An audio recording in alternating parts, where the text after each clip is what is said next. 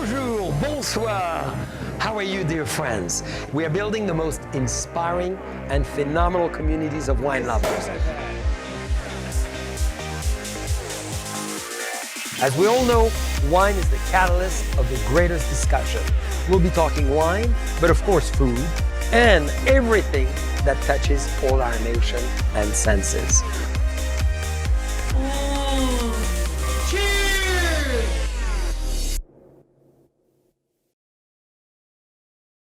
Bonjour, bonsoir, dear friends. Welcome to JCB Live, and this is a happy hour. Another very unique happy hour because we decided today to stay in the heart of California. We decided to interview one of my very close and very affectionate friend. Her name is Debbie Zachareas. She was born on the East Coast, moved to California with a California dream in mind. She accomplished it. She's a great example for all of you ladies who wants to succeed in the world of wine.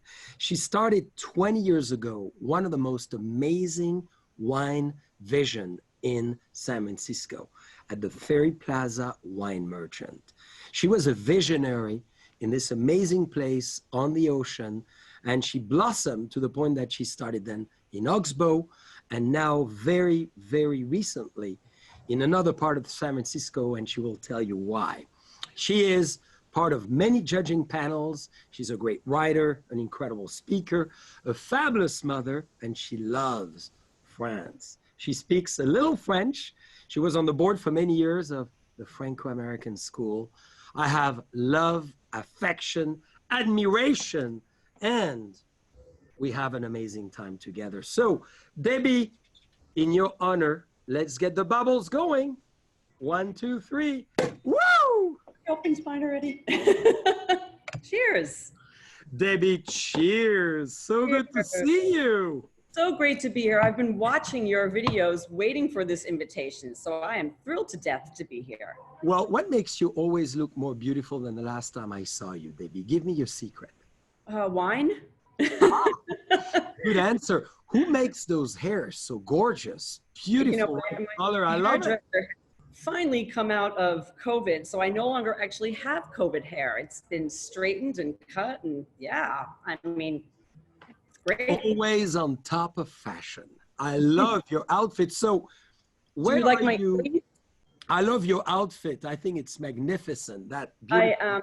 I matched my outfit with the earrings that you designed. This is like one of your very first designs when you made cufflinks out of these, and I wanted the earrings. And every time I wear them, I get huge compliments. So they're flowers, and I matched my flower leaf jacket with your earrings. A woman of style, and thank you for reminding me of those earrings because it's very true. Debbie said, Jean-Charles, why not making earrings? You can make cufflinks. You just need to have a little chain hanging from the ears, and you were my inspiration behind those earrings. I love them. I have to have them. I love them, love them. I saw some beautiful designs that Jen had on the other day, one of your coworkers, and she was wearing these beautiful flies. And I was like, oh my God, I need those. Well, we'll make sure you get them. They will fly all the way to the Ferry Plaza. I love it. So, Debbie, where are you today? Because you seem to be in a fabulous environment, but I cannot guess where it is. I am, so, you know, we have had to pivot with all of our businesses due to COVID. And at the Ferry Plaza Wine Merchant, we can no longer sell wine inside of our wine bar. And the building ownership was really gracious to us to offer us an outdoor space in front of the building. So Market Bar, which is this beautiful space that I'm in now, left the Ferry building in the spring. Came to us and said, would you like to take over the outdoor patio in front of the Ferry building? So we have, I would turn the computer, but maybe later, a beautiful outdoor patio. It's a gorgeous day. We have a rolling bar, all these tables with umbrellas, people eating and drinking. It's awesome. So I'm inside where it's a little quiet. Well, this is amazing. And the view from there is incredible because you see the financial district all the way to Telegraph Hill and Nob Hill. It's wonderful. It's great. And the weather has been gorgeous down here. So one side the city, the other side the ocean. What a lot. So Debbie, I want to go into your history because there's so many friends who we have in common who know you well and have been inspired by you for so many years. And I'd like all our viewers at large to get to know how you became so successful. So, Debbie, first you were born on the beautiful New York State area. What drove you to come to California? You know, this is an interesting story that I do love to tell because my background is in elementary and special education. My grandmother was a badass, can I say that, school teacher back in, really back in the day when very few women were working. And she really talked me into studying education in case I decided that I wanted to stop there, even though I planned on being a psychologist. I moved to San Francisco in 1991, and most of my experience in education was in special education. And so I felt like I wanted to study psychology and work with special education families, because that really spoke to my heart. And I moved to San Francisco in 91 after living in Australia for a year after graduating NYU, and thinking that I was going to come out to California to get a PhD in psychology. And I immediately started working in restaurants in San Francisco in 91. My first restaurant was Harry Denton's on Stewart Street. Love them. Yep. And then I worked at, I opened Rubicon with Larry Stone. One of the best ever. The day we were opening, he said, just announce yourself as my assistant sommelier. I'm like, okay. I opened Vertigo in the Transamerica building. Then I opened EOS, and then Bacar, and then Ferry Plaza Wine Merchant. But anyway, back when I was studying, and I was my very first restaurant experience, I fell in love with wine after traveling Australia and then working in a restaurant. And I was getting my PhD applications to UCSF, and there was an essay that said, in 500 words or less, describe where you see yourself in 5 years or less. And I literally took pen to paper and I wrote, I see myself making enough money to buy great wine. And really? The period. In your application, I love it. And I picked up all of the applications, threw them in the recycling bin, and said, follow your heart. And I was in my early 20s, and I thought, well, if I want to change my mind later, I'll change my mind later. But right now, I'm going to change my mind now. And I'm going to do what I think I love and what I really want to do. With that said, it was, I felt that I was maybe being a little bit selfish because I was going from something that was very altruistic to something that was a little bit more hedonistic.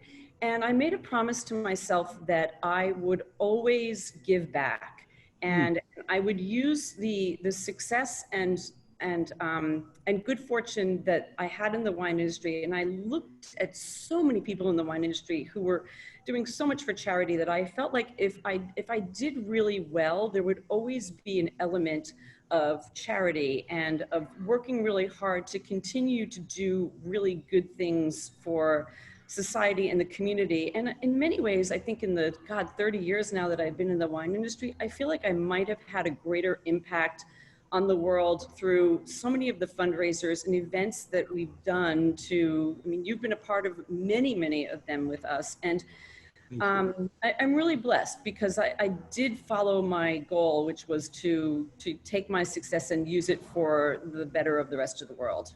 So what did your family think of that when you throw away the applications and you say, I'm going to go to wine? Okay, so my mother, both of my parents, born and raised in New York, and the first words out of my mother's mouth were, well, you're going to be a very overeducated waitress.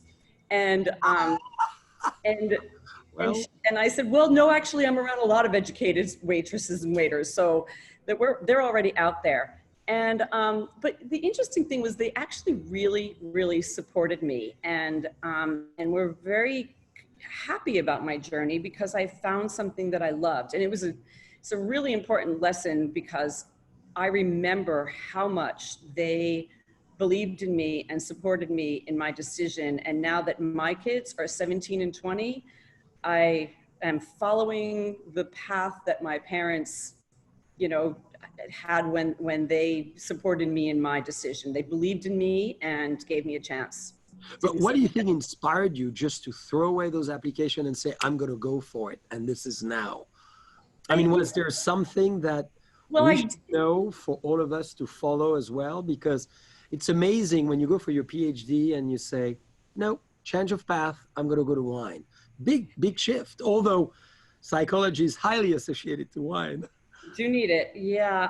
Even when I was at NYU, I worked in restaurants. So it wasn't that far out for me. When I lived in Manhattan and worked in restaurants, I was constantly running around to all of the New York wine stores and buying wine and talking to people. So it was kind of brewing all along, which is why I moved to Australia for a year, traveled around wine country there, and then moved to San Francisco. And it was sort of an extension of the path. It just became really clear that the path and the passion that I had for wine wasn't going away, and it was taking precedence over everything else.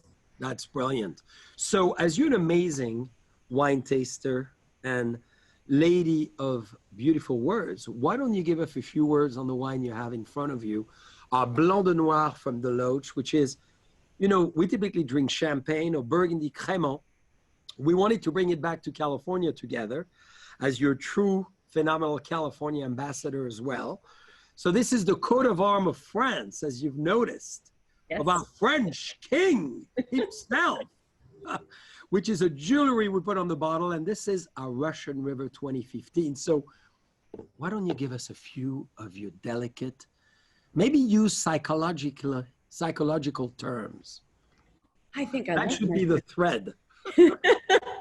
Well, I always like Gestalt psychology. So I very much live in the here and now, which I think is what I get out of this wine, is this, this upfront, right here, beautiful pleasure. To me, there's this ripe pear. But what was really interesting, that when I read the tech sheet about it before I tasted it, I was going to have a question for you, because I realized it was from the Heinz vineyard, Charles Heinz, which I've had like phenomenal Chardonnay from that vineyard. And I was really curious about, how the sparkling wines were going to differ. And it's like an extension of the still Chardonnay. I mean, there's like the Chardonnay in here is so vibrant and plush and clear, and the quality, like there's such a purity of the Chardonnay in this. I'm kind of blown away at how much is translated from that vineyard into this glass. Thank you. And very small vineyard, so tiny production, 2,400 bottles made, and we're thrilled to share it together. So Debbie, another enlightenment I would love for you to bring to all our friends. You decided restaurant is great, but I want to start my own business. You're a woman, it's 17 years ago now, and you said, there's an opportunity there, I'm going to go for it, and I'm going to get going and start my own. Explain us that process and how you did it, because what you've created has become an enormous success in San Francisco, and you're such an influencer on the West Coast and more. Thank you. My first business before Ferry Plaza was actually Bacar, and that was in 1999 when I decided that I should open up a 10,000 square foot restaurant, which made lots of sense, right? And I think I feel like when I set much like you, Jean-Charles, we can say that when you set your sights on something, you want to do the best you can. And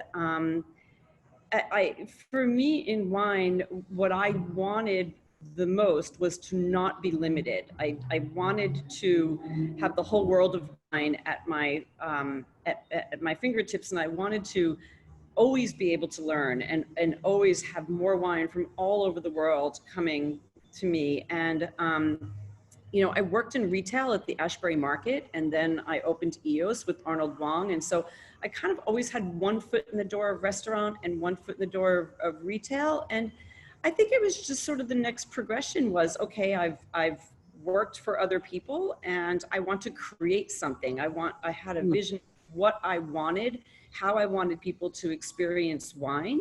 So back in the Bacar days, we opened, south of Market in '99, which was, when the .com business was all that and more there. And I wanted people to be able to experience the world of wine. So we had a very large wine by the glass list, and it was changing every week. And for me, it's making the connection. Everything that I feel like I do in the wine business is for the betterment of the consumer. That's really the first thing that I think about every moment of what I do professionally. It's like, I want to be the consumer advocate. I want to be. And at Bacar you were, as we've seen each other many times there, I used to go just to look at the wine by the glass and to taste and discover, because we're always coming up with wines that maybe we did not know and we could discover. So that was phenomenal. And now, how did you get the idea of the Ferry Plaza, and how did you get started with such a big business right off the bat? So Bacar I always said that Bacar was going to be the flagship where other opportunities would come. And it really was, a big stage there at the time.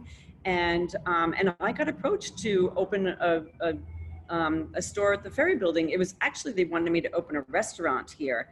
And I didn't want to undertake another restaurant. It's a gigantic, commitment, and I'm not a chef. And I really wanted to focus on the wine piece. And so when they had talked to me about a restaurant, I said, well, I'd be interested in more of a wine bar and a wine retail store. And they were fine with that. And then, of course, September 11th hit, like right in the middle of when all of this was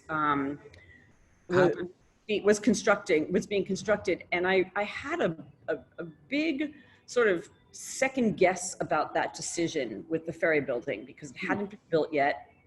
And the economy and the environment was, much like what we're dealing with right now. We're struggling through another tough time. And I really had to think about it. And I called a very close mutual friend of both of ours, Michael Murphy. Yes, of course. And I was pregnant at the time too. I was pregnant with my daughter. So even pregnant, you undertake a new project. This is great. I was pregnant with my first child when I opened Bacar, and then I was pregnant with my daughter when I opened the Ferry Building. So I was pregnant with Daniela, and I called Michael Murphy and I said, I'm having second thoughts about the Ferry Building. I just don't know. I still have this restaurant. I'm pregnant with my second child. I don't know if I should do this or not. And I remember the words so crystal clear. He said, if you don't do this, somebody equally as fabulous is going to do it. So I want you to get in your car and drive down to the Ferry Building and tell me if you will live to regret this decision. And without missing a beat, I said to Michael, I don't need to get in the car. And I knew that I would live to regret it. This was an opportunity. This was a time and a place where, again, a big stage, an amazing renovation. I knew in my heart, I think you have to really feel like it's right. And for all of the millions of opportunities we've had since, Bacar and the Ferry Building, we've been very, very selective about expansion. Yeah, and you've done many others. So we're going to get there. But as we know, it's California Wine Month as well. You've been very active over the years to promote this amazing month, to promote all things California. We have a rosé, of course, which really represents the freshness of a new vintage. So cheers to that. What does California, Debbie, represent to you? Because you're a true East Coaster. You're bicultural with France, and we're going to go there shortly. But tell us what makes California so special. Why have you stayed for so long, and why do you love it? As I toast to you, of course. Wow, there's so many things I could say about that. I don't know that I could live any place else in the U.S. Actually, I think that the freshness of ingredients, the culture, the beauty, the diversity. You especially in San Francisco, where you can get in the car in 2 to 4 hours and be in any different environment. And I love that. With relationship to wine, you know, I've loved the way that the California wine business has evolved over, you know, my professional career. And you know, you have so many gorgeous artisanal wines that that I think are an expression of what California has to offer. And again, you know, you think about the sunshine and the generosity. And what I love about this rosé in particular, and what I love about how California wine has evolved, you know, we went through this period where there was, you know, wines that were maybe a little bit more alcoholic or a little bit oaky, or, you know, just a little bit more made. Whereas now what I see in California is an expression of all of the beauty in California and the purity. And you know, I've been tasting a bunch of your wines blind in various wine competitions, because I just did the Press Democrat, and another one of your wines showed really well there. I think that this is exactly what I want out of a rosé. Is I want the beautiful, like, wild strawberry, you know, this berry bowl, and good length and freshness. I think that, you know, for all of the wine all of the rosé that's being made out of Provence, it's starting to all taste the same. And I can't say the same about California. And a lot of that has to do with the fact that there's so many grape varieties that we work with that make all different styles and all different shades of rosé. So I like the diversity a lot. I think that is, we're not stuck on having to, you know, follow any particular rules, which we can create. Very true. Very well said, Debbie. Thank you. So you're on both sides of judging wine, buying wine, tasting wine, promoting wine, selling wine. You deal with the producer, you deal with the competition, you deal with the magazine and the newspapers, and as well you deal with the consumers. What could you say for you are the big trends in the wine world these days, and where do you see taste and senses evolving on the West Coast and in America at large? I know it's two big questions, but you know, you can overwhelm us with both. I think as far as trends go, the trend that I like the most is a consumer's open-mindedness to trying wines, and not coming in to any of our locations and having an idea of and staying in a box. You know, they will come and they will talk about what they're eating and what pairs well. And there's more of a dialogue now. Yeah. It's not so much relying on what you know, critics have to say. I mean, there's so many ways that people get information now, but what I like is something that I've seen in the 30 plus years, is that people went from being told what they are supposed to like to feeling comfortable having a dialogue about wine, and being able to match what people want and what they like with what we're selling them. So I hesitate to kind of get stuck in, you know, now people are drinking rosé and they're not drinking so much Chardonnay and all of that, because again, every single consumer is a dialogue with what they want.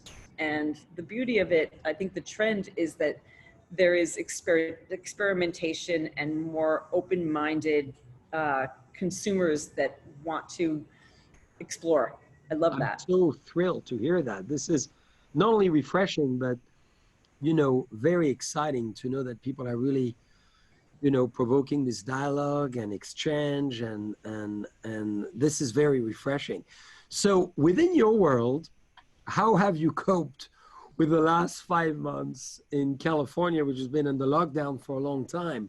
So how have you coped with it, and what's coming next? Because you are a constant entrepreneur. There's always a new idea and something else you're building. Well, touche, so are you. I think it's constantly thinking about, you know, how you're going to pivot. And right now there's been a lot of that. So a lot more with less physical contact and connection with people, which is probably the hardest thing for us, because it's my favorite part of the business is talking to somebody and serving them wine. So having less of that has really been sad in many ways, honestly. And so now it's a matter of how to reach out to people, you know, not only through Zoom, which I was first very resistant to, because again, I want to experience, you know, live and not through you know, You're other looking great through the screen. but it's getting easier to do that now, and people love it, actually. So that's fine. I'm looking forward to when we can do it again in person. But I think it's, again, for me, it's a very high level of service. So reaching out to consumers and getting wine delivered to them. And for us in our new location, which is Mission Bay Wine and Cheese in Mission Bay, which, you know, when we opened, it was contingent on being literally in between the Giants Stadium and the Chase Center. And that we don't have right now, but we have a lot of really great condominiums and residences there. And so I'm literally knocking on doors and going to all the concierges and putting together a menu of services of things that we can offer, and doing cheese platters and meat platters and delivery and customizing things and creating experiences any way we can, because people are still, as you know, they're really hungry for quality experiences at home. Thank God. So I understand you've partnered as well on the cheese and the meat side with a lot of great people we know. And you're really building not only a robust plan, but an educational platform for people to learn about the famous saying, tell me what you eat, I'll tell you who you are. So yeah, are you asking me about who we're partnering with for meat? Well, exactly, on the cheese side, on the charcuterie side. Sure. I mean, you're doing so many great things. Maybe you want to tell us about this. This is very exciting. Yeah, we actually were working a little bit with Janet Fletcher and Laura Werlin to come up with some cheese events, and those worked really well. And so I fell madly in love with Pennyroyal Farms. And Janet Fletcher, dear friends, is the authority on cheese here in Northern California. They are. She's Yeah, written for many books, and she's really on it. So, and she teaches as well. So that's great. Yeah, so they turned me on to Pennyroyal Farms, which I sort of knew, but then tasted through the lineup of cheeses. And, you know, that's the kind of producer that I love, because they make phenomenal cheeses, they make great wines, and we can support them. We can support our locals, which I really love. So I've been getting to know some of the cheese producers in California, even though I'm not the cheesemonger, but starting to understand a little bit more about some of the producers, and really fell in love with them as one of the producers. And then my most recent discovery, who I think you know very well also, and gosh, I love them so much, is Pete Sagacio. Knew him back when he had Sagacio Wines. Yep. And now he has Journeyman Wines, but Journeyman Meats. And I don't think I've ever seen an American salami producer like them. I actually went all the way up to Cloverdale and visited their facility, put on my everything that you have to do to go into one of these facilities. And how did you deal with the little hat with those gorgeous? I have pictures of Peter Granoff, my business partner, me, in our hair nets, and we put on lots of warm clothes on a 100-degree day to go into all the various refrigerators and see what they're aging. And I'm so blown away. I mean, when you compare what they're doing to bigger producers, I'm behind all of their meats. And so now it's working with you know, a lot of the local California producers to work with their products and wines and doing these pairings and bringing them out to people. And, you know, that's the fun of it all, is that you take this artisanal quality on every level and you introduce it to people who really love it.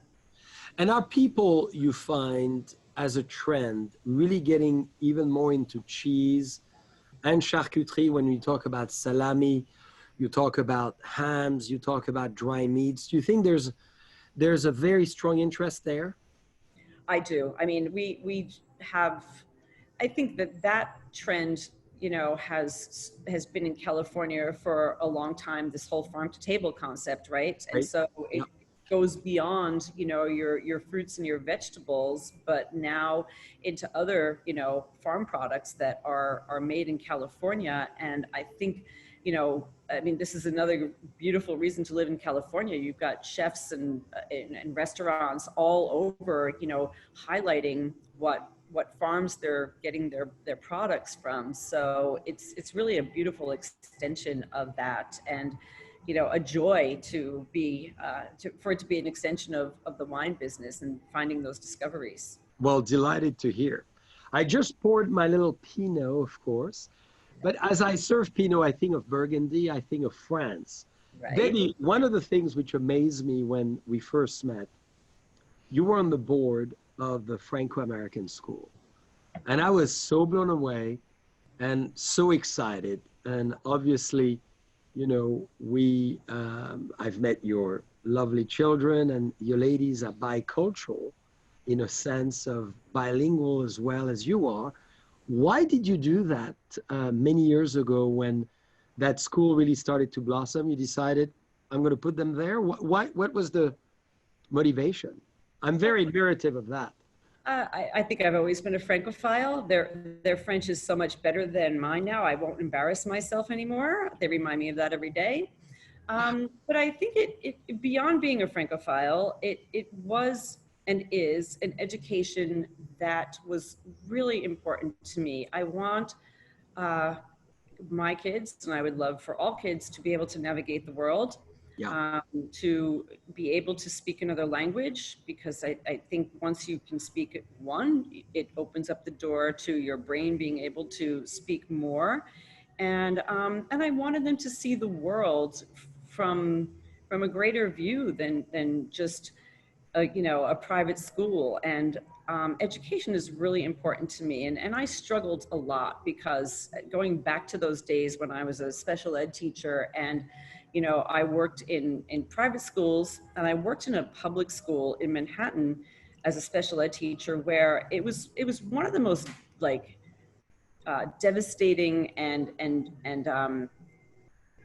one of the best learning experiences I had, and it's very relevant to what's happening today in the world, because I was at a school on Avenue C in the East Village, and I was teaching welfare kids mostly, and many of them didn't have homes, and they often didn't have two parents, and it was a really it was a rough school. Avenue C in the late 80s was not glamorous, and the principal there said, how is your experience going? And I said, I have to say, everybody here has used gym equipment and used books and used musical equipment, and I don't understand why.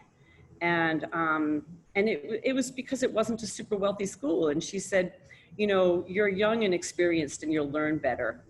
And at that moment, I thought, so, okay, we're going to take, lower income kids, and we're going to give them, secondhand equipment from the very beginning. So we're basically raising people to think that they're second rate, or not, not important. And again, I think stuff like that really makes me who I am today, and why it's so important to continue to contribute, to schools. And that was what put me on the board at the French American School.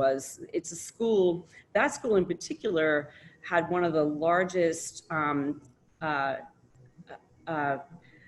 buckets of money. I'm forgetting the word now, but their whole mantra was to create more diversity for socioeconomic classes. And so there was a fair amount of scholarships that went to kids who couldn't pay full tuition. Yeah. So that is why I went on the board there. It was really important for me to feel like there was diversity, and because education was so important, and my kids' education was so important, but I didn't want them to go to a very sort of exclusive school where they weren't going to see anything beyond, you know, just a limited experience. Something like that was really critical for me. Well And done. yeah. Well, and indeed, I mean, this is now adjacent to the Chinese school, which is even better. So you have what, three cultures, which are really complementary in many ways. So that's quite impressive. Now, more to you, Debbie, what is your dream? I think I'm living it, no? Well, maybe the dream you've never shared to all of us that know you well. Is there one dream that you never wanted to share that you think you will achieve soon that you want to tell us about? I have a short-term and a long-term dream. I think my short-term dream for this year is, I hope I do it. I want to go and work in a swing state. I want to go and work a polling station. That's really something that I've thought about every year, and I still really want to do it. Wow. So I maybe want to That's go. the year to do it. Yeah, it certainly is, and it's important, and I really do want to do that. My other dream is I want to live half of my life in Europe. And I'm starting to, I'm building more businesses here, so I don't know how soon it's going to happen, but you know, I did raise my kids to be bicultural, and my son speaks French and Italian, and my daughter speaks Spanish and French, and they both gave me their permission to find a home in Europe. And so it's been my dream for a long time. Every time I go to Europe and I navigate Europe and I see, you know, history and art and culture, and it's definitely a big dream of mine. Wow, great dreams. This is exciting. Well, very achievable on both ends, and I know you'll do it. So is there a passion that you have that we don't know about? A passion that I have? Well, besides wine, food, people, psychology, is there something else that we should know? That I didn't As far already as your disclose. passion. Besides good-looking Frenchmen, of course. Shoes and handbags. Two of things you can relate to as well. I know we've compared shoes sometimes. Of course. Not handbags yet, but you know. Well, my daughter's shoe size is 2 sizes larger than mine because she's almost 6 feet tall. Wow. And I remember when her feet were growing, and I said, Daniela, your feet should stop growing. You're not going to fit into my shoes. She goes, it's okay. I still have the handbags and jewelry. I love it. But passion, you know, for me, passion probably, it's just, I would say everything that I said. I mean, I love going out and exploring the world and seeing something that I haven't seen and learning something that I haven't learned. I mean, I think that that's what made me so passionate about wine. It is impossible to ever master it all. Every day of your life, you're going to learn something new, and that is that's my passion, and that can be applied to many things. And I love that in you because you have such a great sense of curiosity, which I always ranked as the #1 form of intelligence, is someone who constantly search and want to discover new things. So talking about new things, you know, this wine is dedicated to you in many ways. It's fully organic and biodynamic. Love it. Certified from an estate we've been together as well, is the DeLoach. So today we kept it very California for this wonderful California Wine Month. And one of my dreams, by the way, is to see California becoming fully organic. I'm dreaming the day when we all finally in the wine world are saying it's as easy to do it organically as it is traditionally. So let's move forward. What do you think of that? I want to ask you a question because I didn't do my homework on this wine so much, but I know DeLoach back from the days when they had all the single vineyard Zinfandels and Pinot Noir. And so is this a vineyard that that DeLoach worked with? Yeah, that's the vineyard we own. That's actually the estate. So as you come into DeLoach, where we've been together once, this is all the estate around that beautiful winery and earth and sky sculpture that symbolizes organic and biodynamic. So the telluric and the cosmic energy. So this is really only 500 cases made, of amazing rootstock clones from Burgundy, you know, without being too technical, all the phenomenal clones that we farm organically and biodynamically. So open top fermenters, the same. Did you turn it? Did you change it to being organic and then So biodynamic? we did when we acquired the estate in 2003. So the first thing we did in '04 was to turn the whole estate organic and biodynamic day one. So it was, you know, people love the smell of the compost. They love the energy of the animals. But suddenly, you know, all the neighbors became more organically savvy. So, you know, by the smell and the senses, you can attract everyone your way. I love it. Because I remember, you know, Cecil DeLoach was an old firefighter, Yeah, right? that's right. And, We would need him today. oh my goodness. And yeah, so I remember this this property, you know, historically, and I think what you've done to it to change it to first organic and biodynamic is phenomenal. And I'm sure Cecil will be very proud. And one of the beauties of this wine for me is that it's a 2016 Russian River Pinot with amazing structure.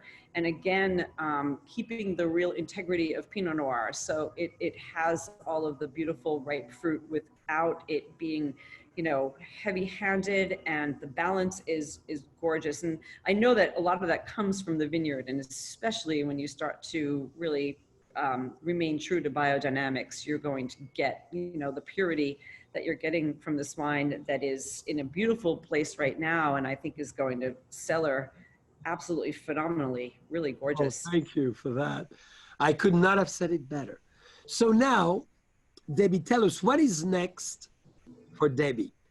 We're in the middle of this 2020 year that we will keep behind us. What are your big plans for 2021 as you're planning, obviously, a great future? You have many different enterprises. You're putting more. Is there anything else we should know as far as your new undertakings? Yeah, the next one that we're opening was supposed to happen already, but it's going to get back on board. Actually, I got an email today that, so I've been doing the wine program for the Chase Center since they opened.